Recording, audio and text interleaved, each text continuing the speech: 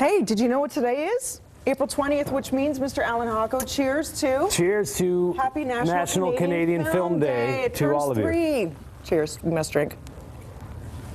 Not only is it 3 years young, but it's doubled in size from last year. It's and huge. to this, we say finally, right? Yep. So what does this mean? It means we can access Canadian film more than ever today, specifically. How? Yeah, it's like a big party, essentially, and it's kind of drawing awareness to the work that we do in Canadian film, which is, you know, internationally renowned and successful across the world, but sometimes it's difficult for our own people to see our films. So this event today, there will be screenings in, you know, church halls and libraries and in a federal prison. It's going to be fantastic. So reaching out to the community across the country. Because so oftentimes, you know, the problem is distribution and access. That's right. And the quality is certainly there. For example, Hyena Road, your work with Mr. Paul Gross, rave reviews, critical acclaim, scooped up at the Canadian Screen Awards. How does it feel when you have a movie do that well, you know, mainstream-wise, as well as being awarded by your peers?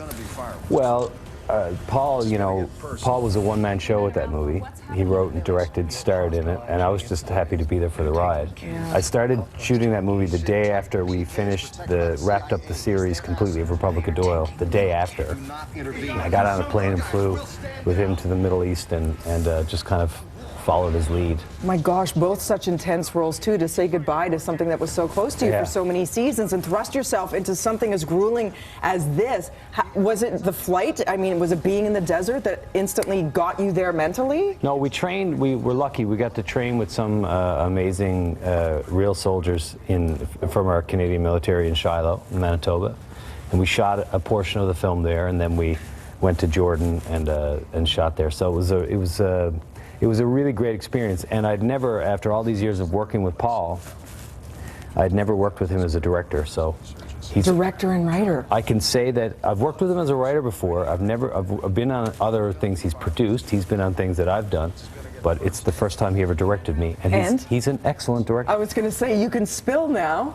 Because they always say the actors make for the best directors because you truly understand that dance. Sometimes I've directed. I wouldn't put myself in that category, but he certainly is he's a real director. He's the real deal. Yeah, very cool. And you've done a lot of stuff cooking. Yeah, you know, Canadian films, like we have so many great talents. You know, Grand Seduction, which I wasn't in, but that's going to be screening across the country today, which was shot in my home province. And Adam McGoyan is doing a screening of Captive in Sudbury. He's going to be doing a live Skype chat. Cool. Like I was lucky enough to work this year with Daniel McIver, Bruce McDonald on a movie called 1970 something, which is going to be exciting. And what is that? Is it a thriller? No, it's a coming of age story about a young guy who plays my son. In it with Molly Parker.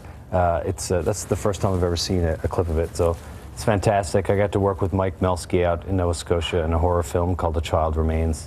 It's been a good year. You know, I took a year off after Republic of Doyle. I did 3 movies, and I've created a TV series. So it's good for you. Yeah. Caught. That's coming up. Yeah, and is it fall 2017? Yeah, it's going to be in 2017, and it's we're not sure the exact air date yet, but I'm writing that currently right now. So. Based on the successful book. Lisa Moore's novel, Caught, and I have a fantastic team of writers I'm working with right now in Toronto, and it's going really well. As a Canadian actor who gets a ton of work, it's so awesome that you use your platform to spread the word on days like today. Do you find that it's finally turning around, that we're getting our recognition and our due for the work we produce, as opposed to being seen as sometimes lesser than what our American counterparts do? Yeah, it's tough, right? Because we're neighbors. We're so close to the border. They inundate the world with their content, their amazing content. But I definitely think we're punching above our weight. And I think that the audience that's participating in events like today and you know, tuning into the work that we do is a testament to that. And the material that Canada's making, I mean, we're up there, you know, and it's tough. We're a massive country with a tiny population, and somehow we keep it all together. And I think our industry has a lot to do with that. What you do and what we do, I think, has a big part to do with that. Yeah, well, thank you. We're a delight to watch on the screen. I know you have so many fans. You can't go anywhere without people referencing Republic of Doyle to this day. Is it done, or do you see it somehow reimagining itself on the big screen? Oh yeah, I mean, I think we would do a movie, and maybe we would be part of a National Canadian Film Day. I love it. You heard it here first, everybody. BreakfastTelevision.ca. Check it out. Make sure you get out there and enjoy all that we offer cinematically, big screen, small screen, and we can't wait to see you continue to do your thing. Thanks for having me. Like Paul Gross and you, seriously, with the hair and you guys rock it all. You've got to check out Paul Gross's Twitter handle. I convinced him to change his photo to the most ridiculous picture of all time.